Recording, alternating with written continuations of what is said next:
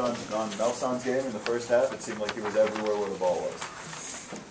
Well, what he was very aggressive, and that's what we need him to be. I don't think he has been as aggressive in recent weeks, and it's great to see. He was alert, he was on the glass, he was driving the ball to the basket, he was running the floor, and when he's playing like that, we're a good team. You switch your starting lineup with Clemens instead of McCaffery. What was the reason there? Well, I felt like, you know, Zach would benefit from coming off the bench. I thought he was pressing a little bit. I probably did it more for Zach than I did for Anthony. This is a team that, you know, it was a small, quick team, so it also helped us match up a little bit. Yeah, Anthony might have been pressing a little bit. He was a little nervous, a little jitters at the start, but he settled down. I thought he was good. Back in the second half. And you just start Aaron in the second half. Becky didn't play the first 8 minutes. The second half, was that because the technical? Well, it's because he had 3 fouls. Because you got the second foul, and then the tech is his third. So. What did he do to get the tee? Did you see? He said something he shouldn't have said. Adam, you managed to keep him out of foul trouble early on, and he proved to be effective for you there in the first half. He's getting better at that, and he has to because we need him out there. He's so effective. And you know, you see him get more and more comfortable. You know, he's got to be a defensive presence without fouling. When you see Adam score with both hands, that's got to be, when you think of the future, pretty good. Well, he's always been an ambidextrous person. He's a right-handed baseball player. Very rarely do you see a right-handed baseball player as a left-handed basketball player. So I'm not surprised when he's making layups or jump hooks with either hand. You surprised that he made 3 out of 4 free throws? He seems really relaxed up there.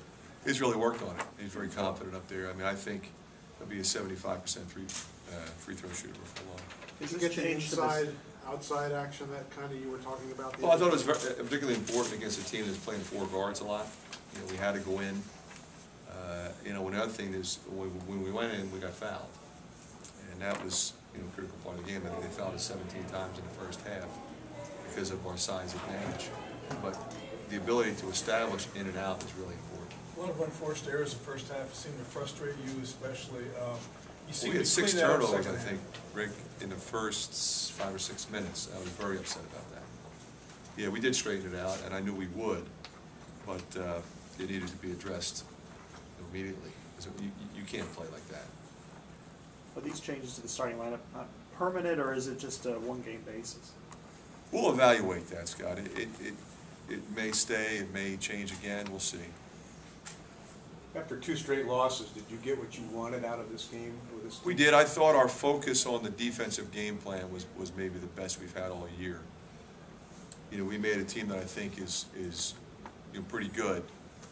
You know, look less talented than they really are because we played guys the right way and we battled with glass, 38-23 on the glass. But you know, they had individual skills, each guy that they put on the floor, and we were pretty solid and pretty locked into that. And that's what you have to be when you're playing teams that have talented offensive players. What do you want to see between now and Tuesday's game? What do you want to see him do? Make a step up where? Well, I just want to see us continue to improve, and that's collective. It's, you know, defensively, offensively, we were better offensively tonight than we've been. Although we still have a lot of improving to do, I think. I mean, our motion game was just okay. We did have some movement. We did have the in and out, like you said before. We did drive the ball, so that's good. But our screening is not where it needs to be. We did run some sets tonight effectively. That was good. And we had a lot of people produce. And I think that's what we're going to have to be all year long, a lot of different people producing. You had a lot of guys play a lot of minutes. I mean, you had 12 guys play at least 8 minutes tonight. Today, was that by design? Yeah, it's the only way they're going to get better. It's the only way they're going to settle down. You know, I want to be able to put them in against a top-tier team that in a one-point game, and they've got to be able to get out there and make a mistake or two and play through it. It's good to see Gabe today. You know, he just kind of played through it and got a lot of things done. Little by little, he's going to gain a lot more confidence. Okay. Thank you. Thank you.